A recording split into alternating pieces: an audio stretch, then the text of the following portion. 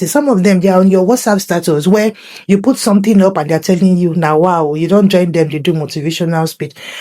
Block them. Even if I mess up, I will learn from it.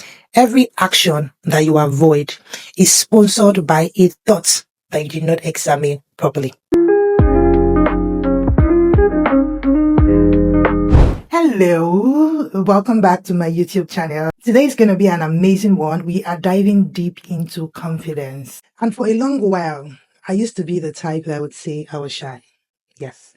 People saw me as confident, but I didn't. I would carry myself and walk tall, but inward, let the ground just open, let me enter. So we're going to be diving deep into how you can build unstoppable self-confidence from today henceforth. Are you excited? I am. I have my guide here so that I don't talk too much because I'm so passionate about this and I can go on and on and on and on. In my teenage years, I would say that I was shy. Yes. People saw me as confident or bold, but within, I was really shy. I held back from opportunities a lot. I didn't want to be in front of people talking. I didn't even want to be that person to stand in front of a camera. And to be honest with you, I lost opportunities because I doubted myself. I kept asking myself questions like, are you good enough? Would people listen to you? People will get to know how much you don't know. And all of that just kept me small. Now, if you are experiencing any of this, if you ever feel stuck in your head, if you find yourself questioning your value, asking yourself if you know so much to even open your mouth to speak up in meetings, to stand in front of the camera and say anything to anyone, this video is really going to help. I used to be that person who would, doubt my decisions, who would second guess myself, who would think so much about a decision and not even make any step ahead. But along the way, I realized that all of that was not helping me. Other people were rising fast, moving forward, taking up opportunities while I was there shrinking, losing out on opportunities. Even when they came to me, I turned them down because I felt I was not going to deliver as expected. All of that changed the moment I made a decision to stop being that person that would shrink. And that is what led to me building my confidence from inside out. Now, if you are that person who feels stuck in your head, who is always questioning his or her value, who feels like you're a fraud, if you're scared that people would realize that you're not as good, as they think you are, well, stay close because this video today is going to help you change all of that. First off, let's demystify this whole confidence thing because I've heard arguments around are leaders born, are leaders made. In the same way, I've heard arguments around is confidence a personality or is it built? Is this a skill? Blah, blah, blah, blah, blah. Well, confidence is a skill and it is built over time intentionally. So nobody was born confident. I didn't just wake up and become so bold, to sit before you and speak so eloquently about my ideas and about my thoughts. This is something that I have worked on. I have built over the years, and it's a journey I'm still on, right? I'm not perfect. So no, confidence is not a personality. It is built, and anybody who you see and admire and you go, oh my God, I like the way, they stand up tall. I like the way they speak so confidently. I like the way they're bold. They're very articulate. All of that was built. And so you can do the same for yourself. With my experience working with people, I have seen how people get this whole confidence thing all wrong. I'll give you 3 ways. The first thing is tying your achievements to your confidence. And so when you don't achieve the results that you hope to achieve, or when you're not getting the outcomes that you expect, all of a sudden your confidence is shrinked. If you keep waiting for your results to be confident, then what that means is you're going to be so addicted to outcomes that when you're not getting the outcomes that you desire, your confidence is shrinked. And so you begin to feel small. And what that does for you is it makes you feel more depressed and unable to show up boldly and audaciously. This is where many people begin to confuse results with identity. And because they are not getting the kind of results that they hope to get, it begins to affect their identity and how they see themselves, which in turn begins to lead to burnout because now you're overthinking, why am I not getting this? Why am I not, making progress with it? And that begins to shake your confidence. So Tying your confidence to your achievements is number one error. I remember during the days of my ICANN exams when I failed a paper. And of course, I took leave from work to go write the exam.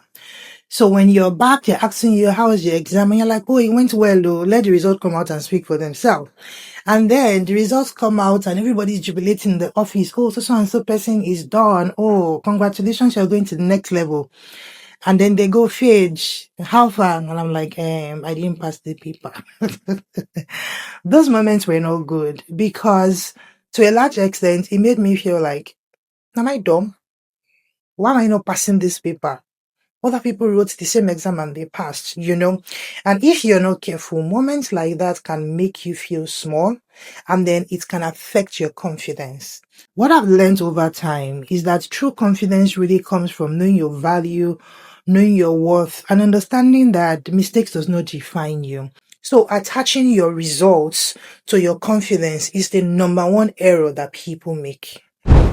Number two mistake that people make is seeking validation externally. And so when people stop clapping, stop hailing you, stop gingering you, you shrink. I'm a master practitioner of neuro-linguistic programming, popularly known as NLP. Before it sounds like too much English, NLP is simply a psychological approach to helping someone change their language, their thoughts, and their behavior so that it aligns with the outcome that they desire for their life. And basically, a lot of the things I'm going to be sharing with you on this channel, my coaching practice, my training sessions are largely anchored on NLP principles. Now, why am I bringing that here? There is something in NLP that is called external frame of reference. Stay with me, let me explain. External frame of reference simply means that you are measuring your worth, you're measuring your value based on what other people think and based on how other people respond to you. Now, while that can be good because feedback is important, it has its own disadvantage. And that is that when you don't get this feedback, when you don't get this hailing, when you don't get this applause, what happens to your confidence? You begin to shrink. You begin to feel small. You begin to question what I said. Does it really make sense? That is the danger. Building your confidence solely based on what other people think of you is dangerous because what that means is that your confidence crushes when nobody's saying anything. Do you get what I'm trying to say? I remember when I started showing up on social media, I felt like that for a short while where I wasn't getting comments, like feedback, and it began to get to me. I began to feel like what I'm saying doesn't make sense. It's funny because on the other side, people were telling me, oh, you did this and it helped me. Oh, you did this and it helped me, like verbally. But I was trying to base my worth, my value on what people on social media were saying. And so it got to a point where I told myself, Paige, this is not going to work for you. This is not going to help you achieve the goal that you want. And I said, you know what? I'm going to stop looking out for what people will say and do what I need to do irrespective. I'm here on an assignment and I'm going to follow through irrespective of what people think. That little decision has added to who I have become today. That little decision has transformed who I am today because I had to get to a point where I define what good is for me. I had to get to a point where I would, show up and speak and I would know within me that yes, you did good, you did great, whether anybody came to give me feedback or not. And this is not me saying that you should not care about what people think. You shouldn't care about feedback. That's not the point. The point is don't build your confidence on external validation because if you do, human beings will always be human. So when they stop, what happens to you? Number three mistake that I see people make when it comes to building confidence is this: waiting for clarity or perfection before taking a bold step, before moving forward, before saying, I'm going to do this. And this is where overthinkers get stuck because you think about it, you process it, you wait for it to be perfect. There are 7 types of overthinkers. I'm not going to go into that. I talked about it in my book, The Overthinker's Cure.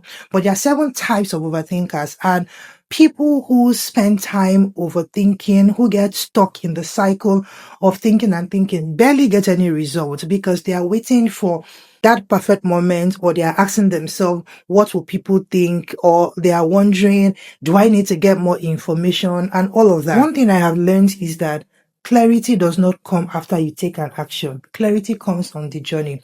Look at me, for example. Whilst I was still doing my 9 to 5, I somewhere along the line started to nurse the idea of working with people, helping people become better. And I thought I was going to transition into HR.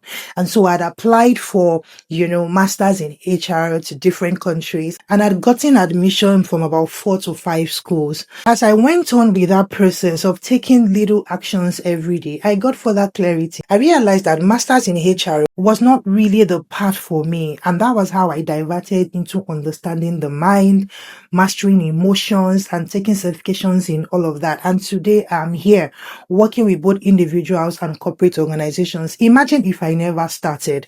Imagine if I kept waiting to get 100% clarity. It will never come, because clarity comes on the journey. And it was on that journey that I also realized that confidence is not a product of success.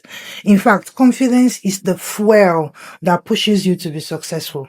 So if you're still waiting to be confident before you move, you will never move, because confidence comes on the journey. So if you're waiting for everything to be perfect before you start to feel confidence, you will never get there, because confidence is what pushes you to take the first step. So these are 3 mistakes I find that people make when it comes to building confidence. And for me, I got to a point where I had to decide within myself that I'm going to stop outsourcing my belief to anybody and start believing in myself. And so I gave myself a 3-month period where I decided to take certain actions that will push me forward, because I was done with outsourcing my beliefs. I was done with waiting for people to validate me, to tell me well done, to tell me you are doing well before I knew that I was doing well. What I'm going to share with you really changed the game for me, and I'm certain that it's going to do the same for you. Here's the first thing I did, is the identity work. Let me just say that it is one of the most rigorous process that I take my clients through, but it's also one of the most rewarding, because I get to see how they go from unsure to, wow, is this really me? Right? So let me take you through it. What did I do? I simply wrote down certain statements about myself that I needed to believe. Your belief about yourself is powerful, and it has a great influence in how you speak, how you show up, and what you think of yourself. So I had to write down certain statements about myself, what I needed to believe about myself to show up the way I really wanted to show up. And no, this is not a fake it till you make it, because I had done a belief shift in my mind with my coach before this time. And so I was able to write down certain statements about myself, and I said it out loud to myself every day. I did this consistently for a period of 90 days, and I can tell you that every day I said those words to myself, I felt so powerful from within. Like when I was done, because I do it right after my devotion, I felt so powerful within, and I felt so pumped up to show up anywhere, to start my day, and to just soar. So I said to myself statements like, I am a gift to my generation. I am useful in every season of my life. I am sought after for the solutions that I bring to this world. I lead with clarity and courage. I create results, not excuses. I said this to myself so much that even when I was just in the shower, even when I was just walking out, even when I was just talking to someone, these words were ringing in my head. Now, let me also let you know that it was this process that got me to realizing that, Fage, you're a lighthouse. Because many people come to me and tell me, oh, thank you so much for the time that we spent together. Listening to you just opened up something within me, and now I have clarity. I always got that feedback from people, but it was interesting that I didn't even know that for myself. I remember one of my coach gave me an assignment to create my identity statement. And I can tell you that the moment I unpacked this and realized that, oh my God, you are a light. Like even the Bible says, you are the light of the world. Like a lot has changed in my mind. And so if you've heard me speak, or if you've heard me introduce myself, I will barely introduce myself as, my name is Fejiro, I'm a coach, I'm a master practitioner. Nope. The first thing you will hear me say is, my name is Fejiro and I'm a lighthouse. Because that is who I am. That is who I am. And I don't need anybody to tell me that because I know. And all of this, I just kept asking myself, so why are you not confident? Why are you not confident? Why are you not confident? No, no, no, no, no, no, no. This is not good for you. So realizing that, Phage, you're a lighthouse. That just set me free and it boosted my confidence from inside out. And so I don't need to really depend on people. I'm not saying the feedback is not great. I love it when the feedback comes. I appreciate it. But without it, I'm still confident. I'll still show up because I have done the identity work. The second thing is I started taking courageous daily action. So when I sit down to work, I have a list of things that I'm going to do. But somewhere in a post-it, I would always write 3 things, stuff like this. I always write 3 major things that I must do every day. And so in taking that courageous daily action, I would ask myself, what is one thing that I would do that is not something I would normally do, just to push myself further?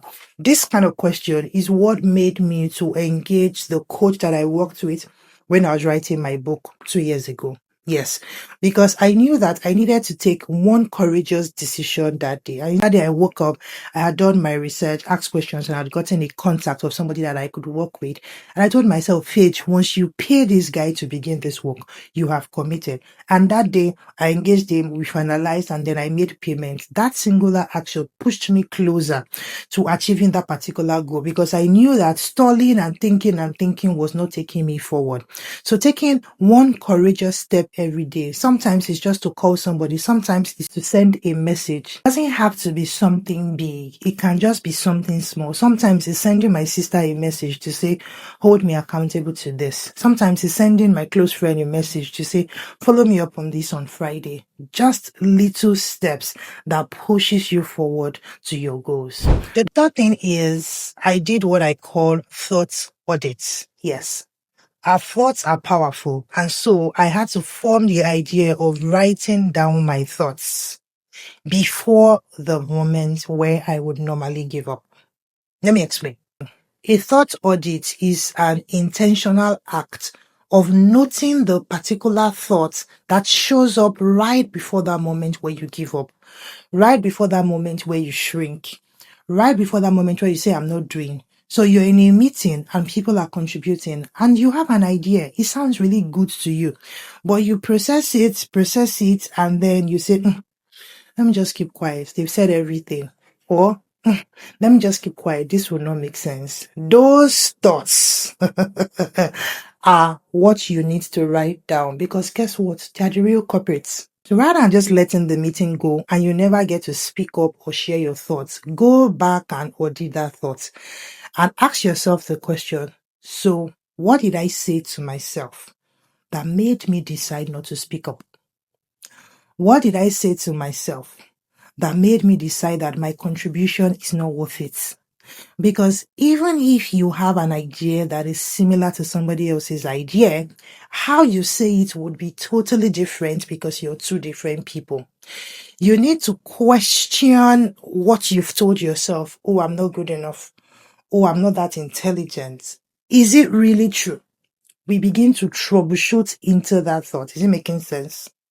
Why do I feel like I'm in class teaching? But you get the idea. So don't just flash by and go ahead with your day like nothing happened. Sit with that thought and begin to question yourself as to why that self-talk is ongoing. These thoughts, they come up so quickly and it may feel like they are true. But when you sit with it, let's begin to question it. Is it really true? So if that inner critic said, what if you mess up? Can we reframe that to be, even if I mess up, I will learn from it? Or maybe the self-talk said, somebody has already said it. Can we reframe that to be, nobody can speak the way that I do? And so my perspective is different. Or that self-talk said, if you speak up, it will look like you are too involved. Can we reframe that to be, involvement could also mean ownership, and that's a sign of strength? You want to sit with that thought and reframe it in a way that it empowers you. Very important, because this is how you shift your thoughts and give a different meaning to what you're saying to yourself. And this shift is what really builds mental resilience. This shift is what really pushes you closer to mastering your emotions. Ultimately, you are training your mind to think differently, especially for overthinkers. Right? If you overthink, first of all, I'll say go and get that book. Very important. In less than 1 hour, you'll be done. It will unpack to you your overthinking personality. It will help you identify why you really, really overthink, and then to show you how to break that cycle. Here's what you must always remember. Every action you avoid is sponsored by a thought that you did not examine properly. I'll say it again. Every action that you avoid is sponsored by a thought that you did not examine properly. The fourth thing, I did an environmental upgrade. Yes, your environment has a large role to play in how you see yourself, what you think of, and how you show up. So I did an environmental upgrade. I watched out for the people that fueled me, people who spoke positively into my life, and I drew from people who drained my energy, people who made me feel like I was doing too much, people who made me feel like I was overserving. I have been conscious about the people that I surround myself with, the people that I spend time with, the voices I allow to sink in. This also included muting people on social media. I unfollowed some people who I listened to, and they made me feel less of myself rather than inspired me. I unfollowed them, not because there was anything personal, but because I was auditing my environment. So for you, you want to ask yourself, who are the people that I listen to frequently? Do they energize me? Do they inspire me? Like, this is one channel you want to stay glued to, because you cannot listen to all of this and remain the same. It's not possible. Who are the friends, uncles and aunties? Some of them, they are on your WhatsApp status where you put something up and they're telling you, now, wow, you don't join them, they do motivational speech. Block them. Or some of them, they are your friends who have known you from secondary school and you have grown to be a certain kind of person, but those people still see you as your old you. And so they are on your WhatsApp status commenting and saying, now, wow, you too. Block them. The block button is for a purpose. Block them. Remove them from seeing your status. You want to protect your space. You really want to protect your space. And this is not that you are fighting anybody or you're quarreling with anybody. No, you are protecting your journey. You are protecting your assignment, and that's a period. If there are people who make you feel less of yourself, feel small, feel like you're not good enough, please distance yourself from them and stay closer to people who speak light into you, people who speak words that empower you, words that stir you up. If you have those kind of people around you, hold them close. People who see you and they can tell you that I know you're going to be great. People who you tell, oh, I want to do this and do that. And they don't crush you down. They don't make statements like, Yourself, you won't do this one. No, you don't need those kind of people around you. So you need to do an environmental audit. Separate yourself from people who are not pushing you forward or closer to your goal, and stay close to people who inspire you, who speak light into you, who speak words that empower you to grow and show up with audacity. Then the final thing that I did is celebrate small wins. I work hard. See, I know that word, right? I know that I love my job, and if I lay my hands to do something, I do it so well. And in the same manner, I celebrate my small wins. So for about 4 years now, I've kept a gratitude journal, and every week I go in there to document my wins. But whilst I'm documenting my wins, I also go back and I flip back to the previous wins that I've recorded over the years. And trust me, it just lights me up within. It gives me more boldness, because once upon a time, those goals seemed like they were never going to be possible. Take, for instance, writing and publishing my goals. It didn't look like it was going to go well. It didn't look like it was going to be received. But the feedback, the testimonials from that book alone has been great. And I'm like, Fitch, what if you killed this dream and you never really wrote this book? You know? So documenting your wins and celebrating them is very important. Let me tell you something. Even when I have sessions with my clients, let's say I do a 2-hour session and I'm done, I celebrate it because my sessions are always a bang. Like seeing my clients go from confused to wow, like, oh, I'm free. I feel light. I feel like I have clarity. That just gives me so much joy. And I celebrate those moments. I can just tell myself, you know what? Go into the kitchen, make yourself some nice perfume, make it very rich, go and watch movie. I celebrate my wins, and there is nothing as powerful as gratitude because it just redirects your focus because what you focus on expands. Yeah. And so I have seen how celebrating my small wins empowers me. It empowers me. And it's something you want to make a habit. I've had sessions with people who sit with me and say, everything is not just going well. And I'm like, tell me more. And they go on and on about how everything is not going well. And I say, okay, what's going well? Initially, it's usually difficult to identify what is going well.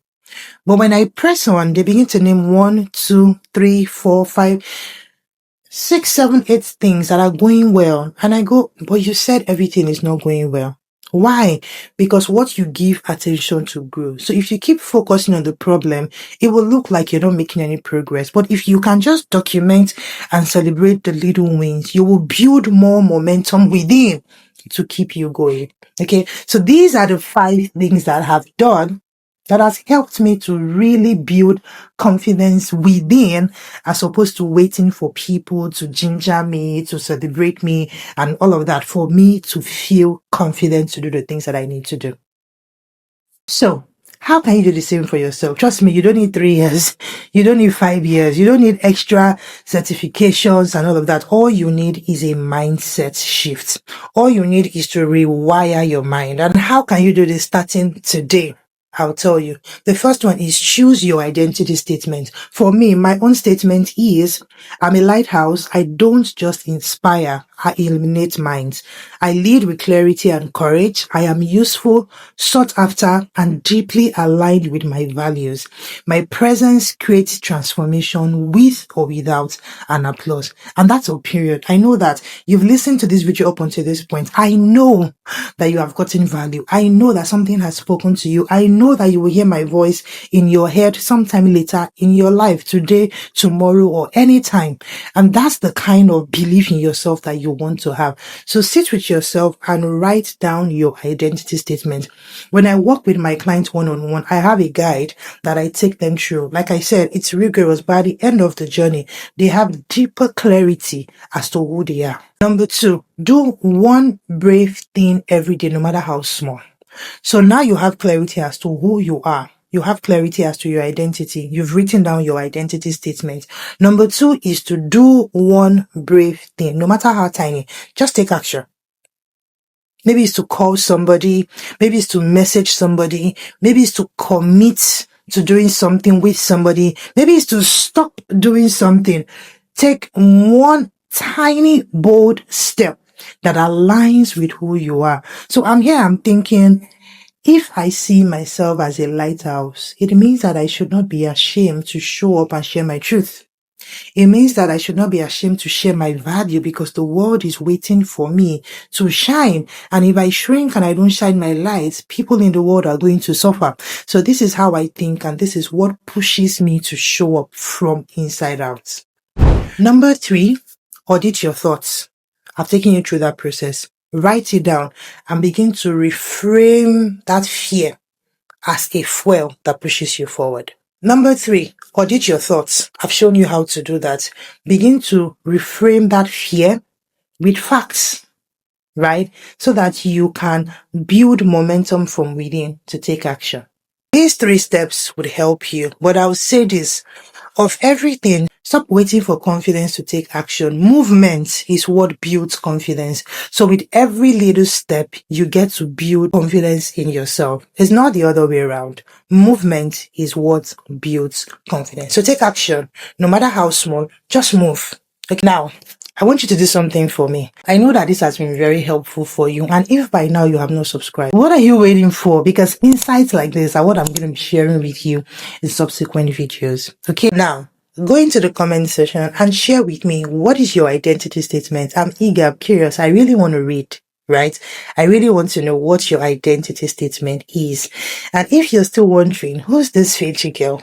I am on a mission to help ambitious career professionals and visionary entrepreneurs to master their mind, master their emotions, so that they can lead a successful life from inside out. If there's something you're interested in, make sure to subscribe and turn on the notification bell so that you'll be the first to know when my next video comes up. If this has helped you in any way, please share with me in the comments what hit you differently as you listen to me. And if you know somebody that would benefit from this video, go ahead and share with them. It's not nice to keep good things to yourself alone. Remember, you don't find confidence, you build it from inside out. I'll see you in my next video. Bye guys.